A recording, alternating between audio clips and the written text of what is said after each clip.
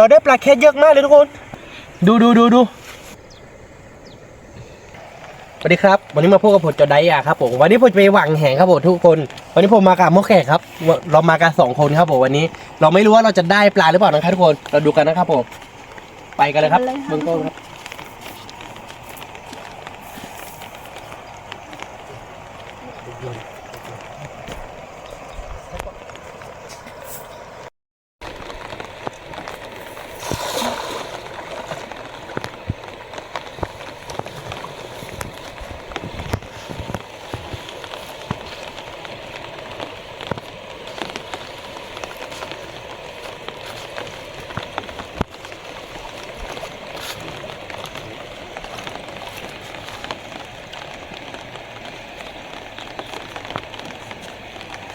ได้หลังเนี่ยอ้าวไม่ได้สักตัวเลย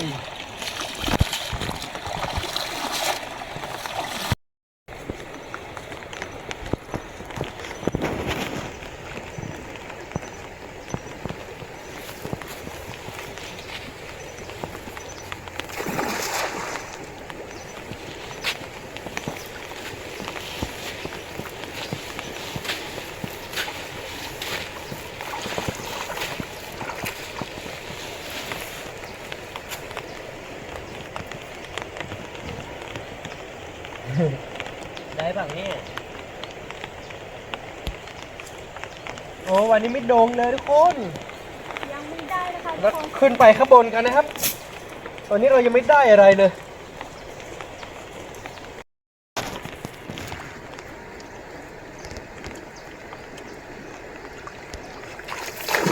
เฮ้ยมาข้างล่างเราเจ็ด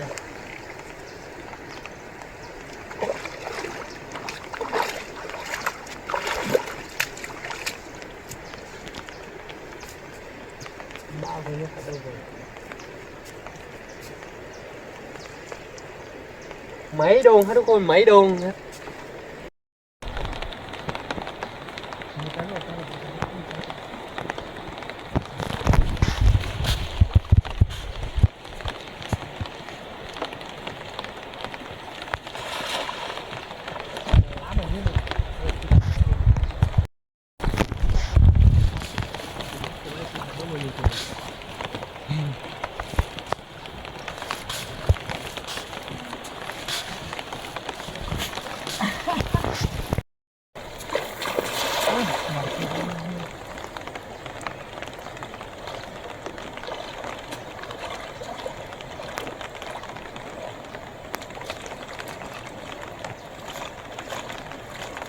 ไม่โดน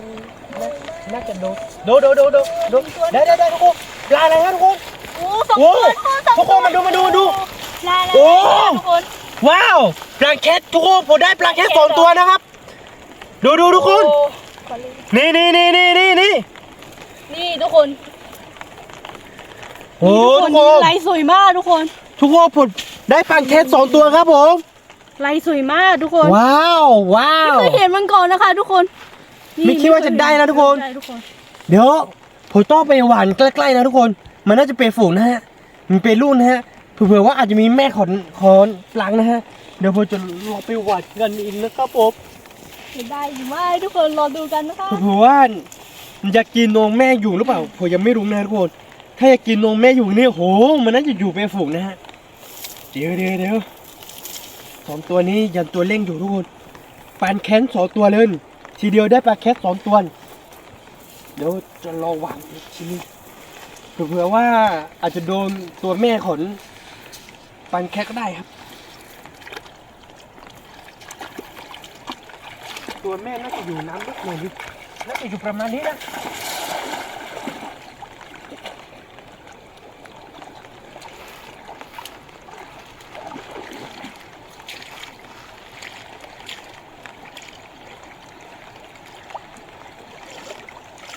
เฮ้ยทุกคนได้ปลาว้าวทุกคนจริงๆครับทุกคนโอ้ทุกคนปลาแคทโดยตัวหนึ่งครับทุกคนปลาแคทโดยตัวหนึ่งครับ โอ้ทุกคนเราได้3 ตัว นี่ทุกคนผมไม่ได้โกหกครับ ปันแคมมันน่าจะอยู่เบฟูนจริงๆนะทุกคนนี่ได้อีกตัวหนึ่งครับโหยักษ์คุยมันน่าจะมีแม่นะทุกคน อันนี้ทุก นี่ คน ทุกคน ทุกคนได้อีก2 ตัว ว้าว นะคะทุก ว้า คน ว นี่นะคะทุกคนปลาสีขาว ตัวนี้ ะ แส คะ ดงว่า อืม ปลาแคทน่าจะมีหลายตัวทุกคนผมได้3 ตัวแล้วนะแต่ว่าตัวไม่ได้ใหญ่นะทุกคนเดี๋ยวผมจะรอวันให้ใกล้ๆเผื่อว่าจะได้เพิ่มนะฮะ จะได้ตัวใหญ่ๆไหมทุกคนรอดู มันน่าจะมีแม่นะทุกคนมันน่าจะมีแม่นะมันน่าจะมีเป็นแม่ครับถ้าผมดึงเหแล้วมันเด้งนี่ผมจะกระดกลงไปทันทีนะทุกคน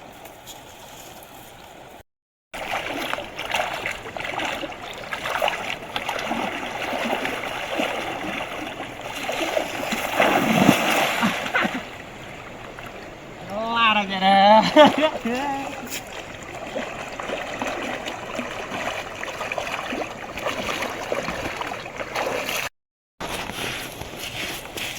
ว้าวทุกคน ทุกคนได้อีก1 ตัว ทุกคนมาดู มาดู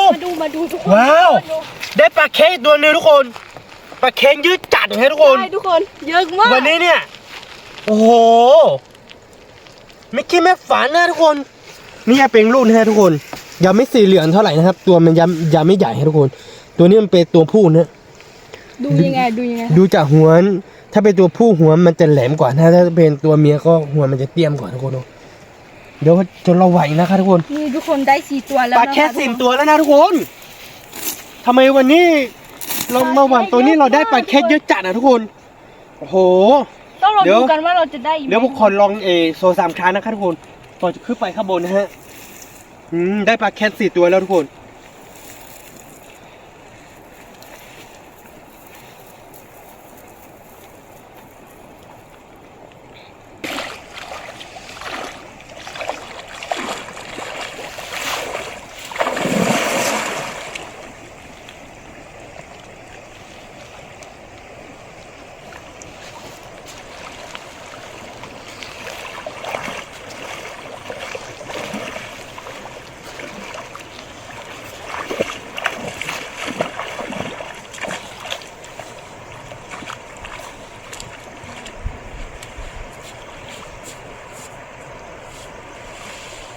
รอบนี้ไม่โดนทุกคน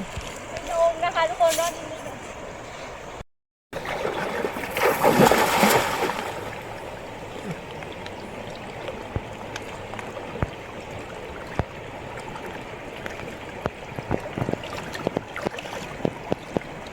เรากินแล้วบอก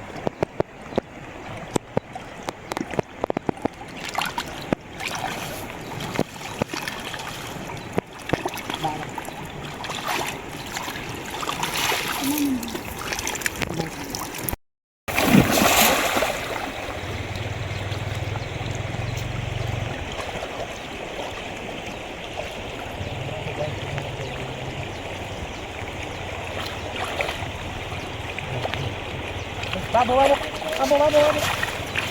นึงได้ตัวนึงทุกคนได้ตัวนึง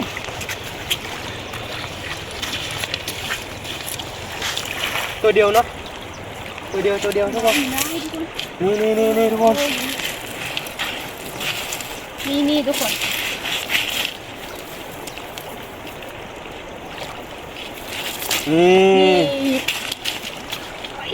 นี่ทุกคนได้อีกตัวแล้วทุกคนใหญ่ขึ้นนิดนึงนะทุกคนดูนี่ทุกคนเราจะใส่ไว้ตรงนี้นะคะทุกคน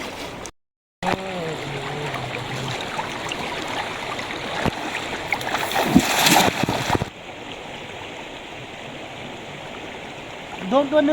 งแค่มันก็จับเนาะ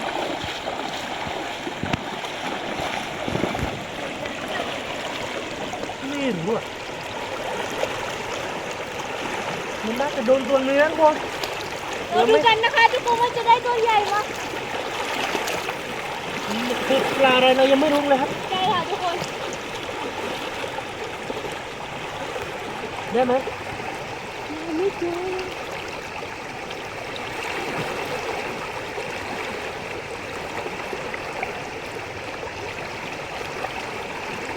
แล้วเราจะดึงขึ้นก่อนด้วยดึงขึ้นก่อนก็ได้ดูติหรือเปล่ายังไม่รู้เลย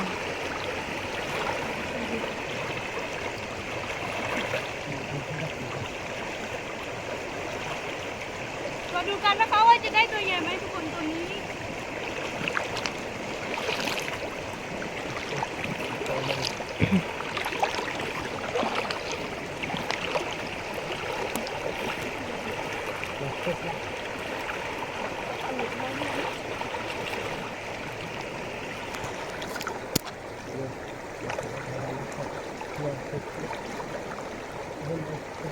ที่เหลือตัวโคตรได้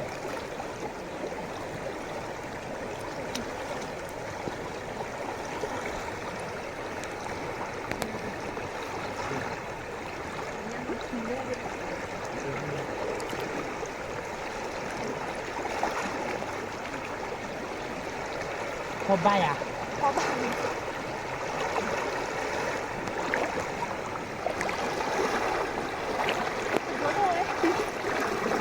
โคตรได้อ่ะดงไหม ยังไม่โดนเลยนะคะทุกคน มันน่าจะดงเตือตรงเหนือทุกคน ใช่ทุกคน แต่ว่าไม่รู้ว่าตรงนี้อยู่ไหน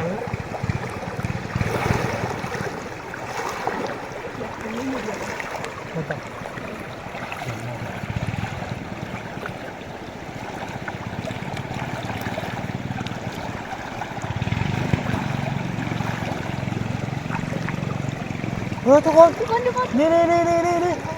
มุกไข่จับได้ครับ ทุกคนได้แล้วทุกคน นี่ทุกคน นี่ตัวใหญ่มากทุกคนโอ้ตัวใหญ่มาก มุกไข่จับได้แล้วครับผมว้าว ทุกคน ตัวใหญ่ทุกคนนี่มุกไข่จับได้แล้วทุกคนตัวใหญ่มาก ตัวใหญ่มากทุกคน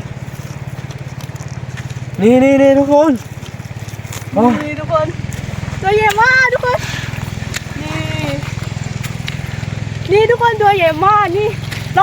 าจับครั้งแรกนะคะทุกคนได้ตัวใหญ่มาก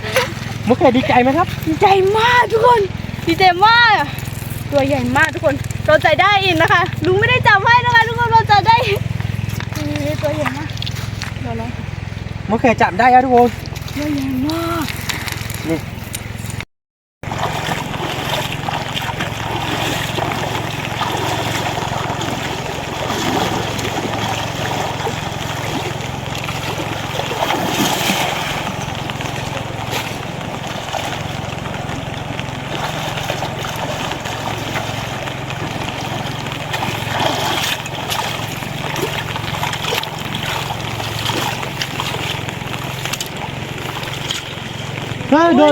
ได้ว้าวหลายตัวเลยทุกคนตัวใหญ่ หลายตัวเลย ทุกคนหลายตัวมาก นี่ทุกคนตัวนี้ตัวใหญ่ครับ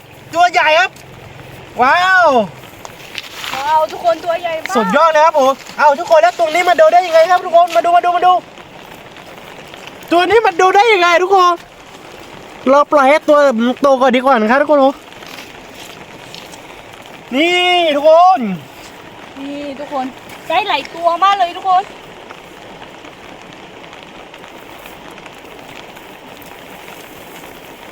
ตัวนี้ตัวใหญ่ครับทุกคนตัวใหญ่ครับ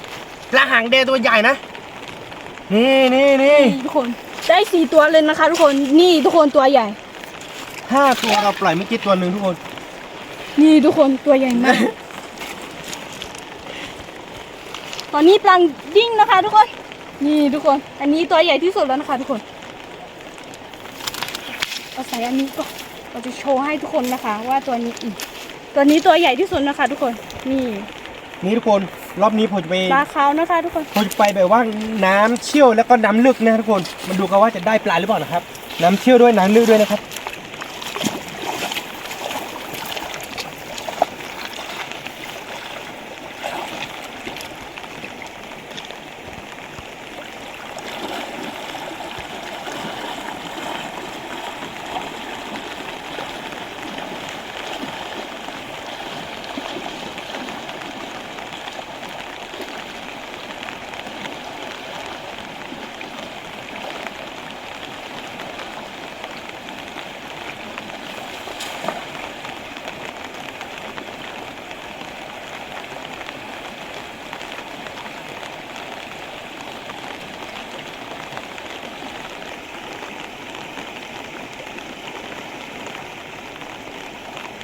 โอ้ไม่โดนเลยทุกคน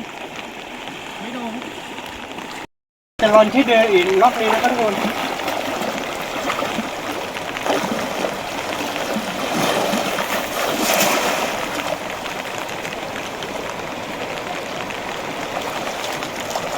นี่ที่เดิมนะทุกคนไม่รู้ว่าปลังยังเหลืออยู่หรือเปล่านะครับหรือว่าปลังหนีหมดแล้วเราก็ไม่รู้นะครับทุกคนเมื่อกี้เนี่ยหวานตรงนี้ได้4 ตัวนะฮะ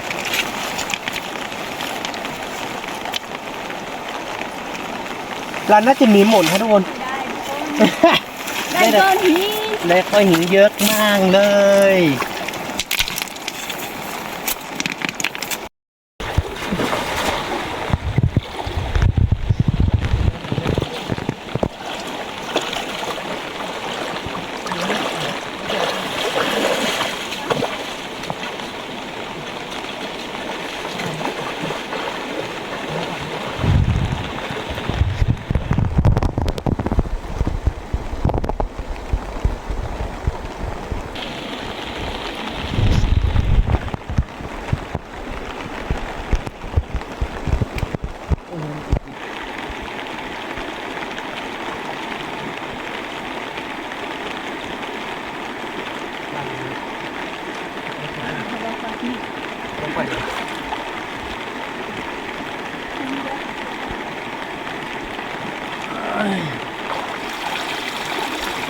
โอ้ทุกคน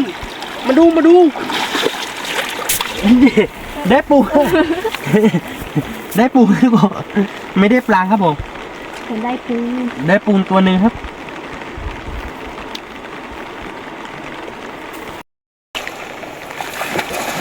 ใช้หลังเนื้ออ่านเป็นผัดเชื้อนี่ตีที่นอนที่ใครมาที่ไหนไม่นอน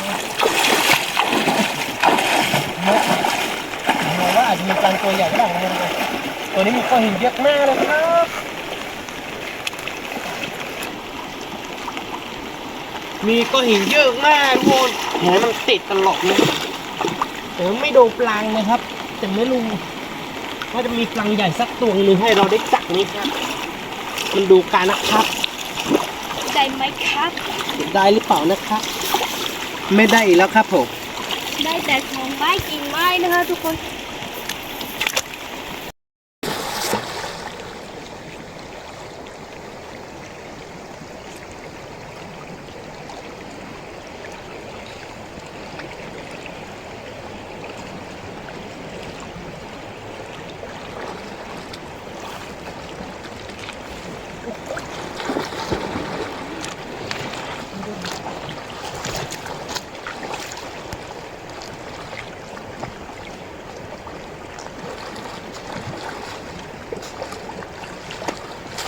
ว้าวเพื่อนๆได้ปรากฏตัวหนึงครับปรากฏครับผม ว้าว ปรากฏหัวยาวครับนี่ทุกคน ตัวใหญ่มาก ว้าว ว้าวทุกคนตัวใหญ่มาก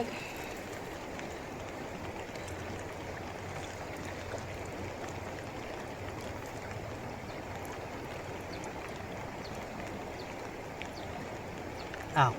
ตัวใหญ่มากนะทุกคน นี่ทุกคน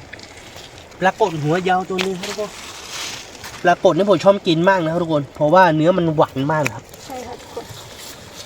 นี่ทุกคนตัวใหญ่มาก ตัวเบิ้งมากเลยนะคะ ทุกคน เราจะกินกันนะคะ ทุกคนกิน เราจะไม่ปล่อยแน่นอนครับ ใช่ทุกคนตัวใหญ่แบบนี้ไม่ปล่อยค่ะ จะกินอย่างเดียวค่ะนี่ทุกคนตัวใหญ่มากเรามากินด้วยกันไหมคะนี่มากินด้วยกันได้นะคะทุกคน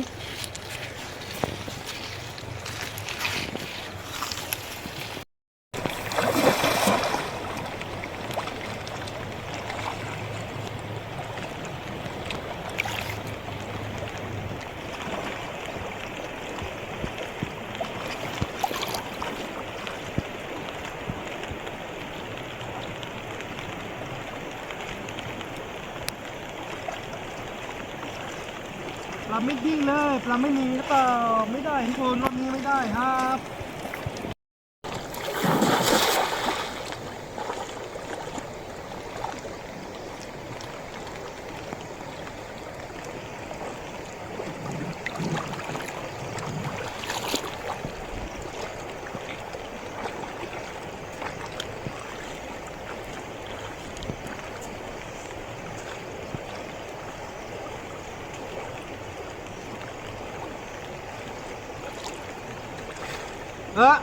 ทุกคนมาดู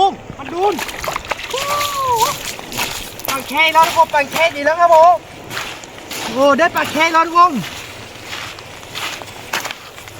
โหวันนี้ได้ปลาแค่เยอะมากเลยทุกคนนี่ทุกคน นี่ทุกคน ได้แล้ว แค่นะคุณได้อีก1 ตัวแล้วนะคะ ทุกคน ถ้าได้ตัวแม่มันนี่แบบทุกคนใหญ่มากทุกคน ถ้าได้ก็ดีนะคะ ทุกคน เดี๋ยวลองไปไหวรอบหนึ่งแสดงว่า ตรงนี้มันน่าจะมีปลาแคทตัวใหญ่นะทุกคนแต่ว่ามันน่าจะอยู่ในน้ำลึกฮะน้ำลึกเราจะไปหวังไม่ได้ฮะแต่ว่าตอนนี้คือเราได้ลูกปลาแคทหลายตัวแล้วนะทุกคนเดี๋ยวเราจะชนให้ดูอีกทีนึงฮะเยอะแล้วทุกคนตอนนี้หลายตัวนะ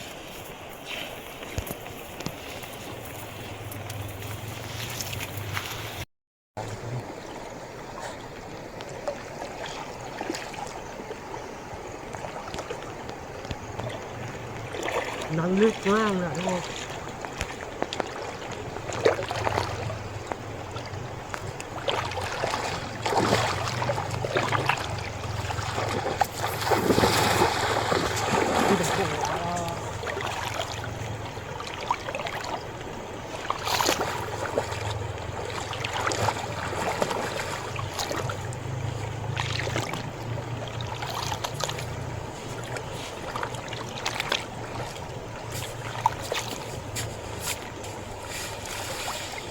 ตอนนี้ไม่ดู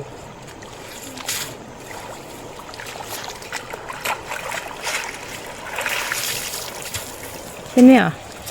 ไม่ได้ครับจะไหวรอบสองรอบนะครับทุกคนแต่เราไม่รู้ว่าเราจะได้ช่วยหรือเปล่านะครับ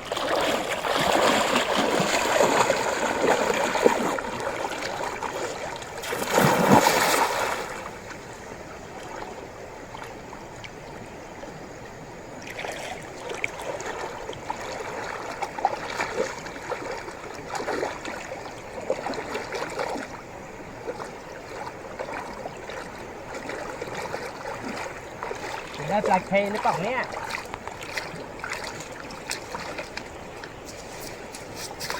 ไม่เฮ้ยได้ตัวนึงทุกคนได้ตัวนึงนี่คือปลาอะไรผมยังไม่รู้นะครับมองไม่เห็นนะอ๋อตัวใหญ่อยู่นะครับทุกคน ได้ นี่ทุกคน ทุกคน ปลาครึ่งครับปลาครึ่ง นี่ทุกคน ญาติคอปลาครึ่งนะคะ ทุกคน นี่ทุกคนได้ตัวใหญ่เหมือนกันนะคะ ทุกคน เราจะใส่ไว้ตรงนี้นะคะ ทุกคนแล้วก็ เดี๋ยวเราจะไปไหวรอบสองรอบนะทุกคนมาดูปลาของเราว่าตอนนี้เราได้ประมาณไหนแล้วครับผมนี่ทุกคนก็เยอะอยู่นะครับ ได้ถ้าปลาอะไรอ่ะทุกคนปลาสลิดหรือว่าปลากรายครับ แล้วก็ปลากดหัวยาวแล้วก็มีปลาแคท4-5 ตัวแล้วทุกคน แล้วก็ปู1 ตัวนะคะ ทุกคน เดี๋ยวเราจะไปไหวสองสามรอบนะครับทุกคนไม่รู้ว่าเราจะได้เฟิร์สรอบนะครับไว้กันเลย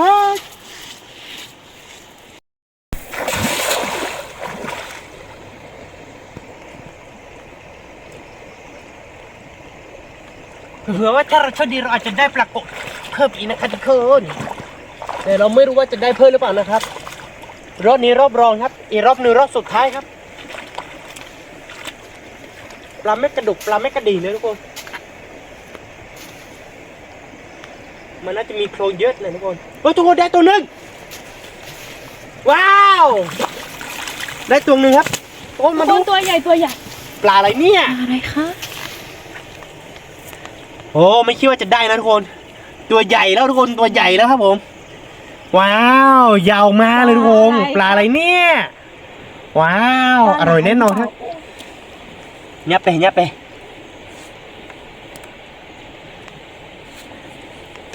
ยาวมากทุกคนตัวนี้ อีกรอบหนึ่งรอบสุดท้ายทุกคนมาดูกันว่ารอบสุดท้ายของเราจะได้ปลาหรือเปล่านะครับมาดูรอบสุดท้ายของเราว่าเราจะได้ปลาหรือเปล่านะครับเราจะเอาปลาแบบว่าตัวใหญ่ๆตัวหนึ่งครับตัวเท่าบ้านเลยนะคะ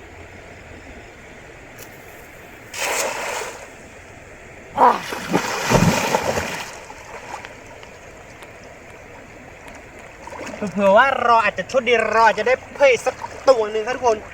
รอบสุดท้ายแต่ว่าตอนนี้คือปลาไม่กระดึบปลาไม่กระดิ่งเลยครับทุกคนน่าจะไม่โดน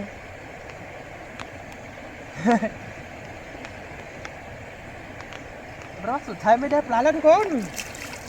ไม่เป็นไร ไม่ได้ก็ไม่เป็นไรครับได้เยอะแล้วทุกคนมาดูปลาของเราครับว่ามันเยอะขนาดไหนครับผม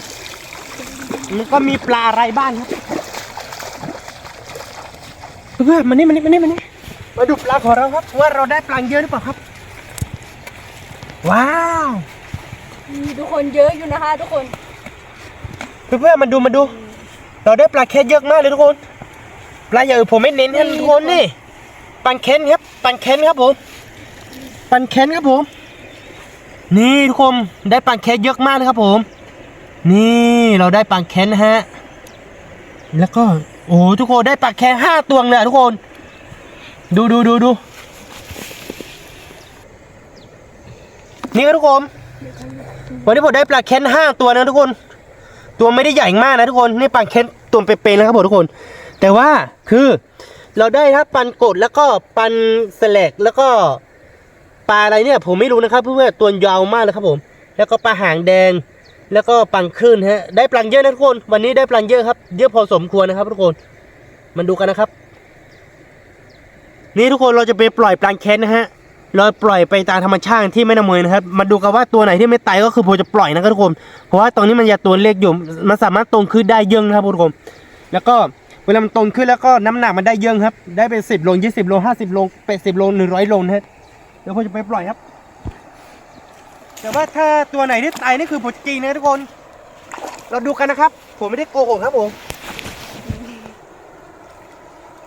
เดี๋ยวผมจะปล่อยข้ามแม่น้ำก่อนนะครับถ้ามันยังไม่ตายก็คือตายได้ยังเนี่ย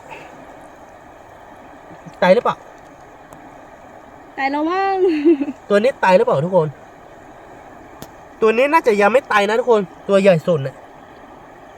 ตายหรือเปล่าเนี่ย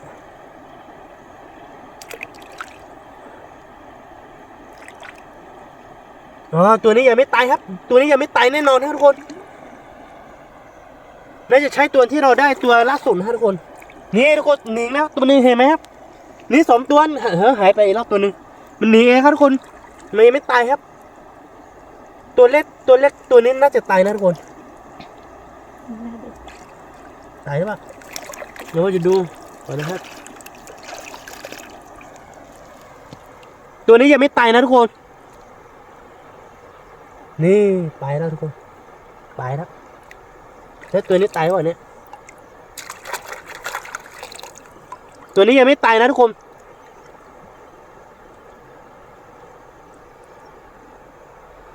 ตายหรือเปล่าเนี่ยเดี๋ยวผมจะรอดูก่อนนะครับทุกคนถ้ามันหนีเนี่ยแสดงว่ามันยังไม่ตายครับขยับตัวอยู่นะทุกคนแต่ว่าตัวเล็กตัวนี้ตายแล้วครับทุกคนตัวนี้ตายครับ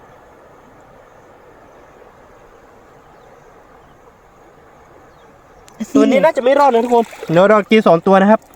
อีก3 ตัวเราปล่อยครับผมทุกคนเพราะว่าอีก3 ตัวยังไม่ตายครับส่วนตัวนี้ก็ยังไม่ตายนะทุกคนแต่ว่าคือมันน่าจะไม่ไหวครับเพราะว่ามันตัวเล็กครับถ้าตัวใหญ่นี่ผมกินหมดเลยนะครับทุกคนไม่เป็นไรเดี๋ยวเราจะทำกี2 ตัวนี้นะฮะแล้วก็ปลาที่เหลือนะครับผมเราปล่อย3 ตัวนะครับเพราะว่าวันนี้ผมได้ปลาเค็น5 ตัวนะครับทุกคนจะทำกีกันแล้วครับผม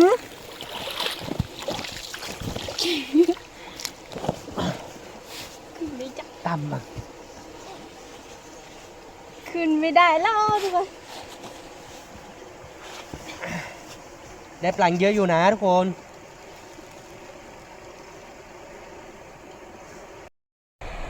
วันนี้เราได้ปลาเยอะพอประมาณแล้วนะทุกคนแต่วันนี้มันใกล้จะมืดแล้วครับแล้วฝนตกด้วยนะครับวันนี้เราจะไม่ทำกินครับเพื่อนๆถ้าเพื่อนๆอยากจะให้เราทำกินก็เมนบอกนะครับผมสำหรับคลิปนี้ก็คงไม่มีอะไรมากครับเพื่อนๆถ้าชอบใจคลิปของเราก็อย่าลืมกดไลค์กดติดตามช่องของเรานะครับที่สำคัญอย่าลืมกดกระดิ่งครับเพื่อไม่พลาดคลิปใหม่ๆครับผมเจอกันคลิปเร็วหน้าครับผมสวัสดีครับ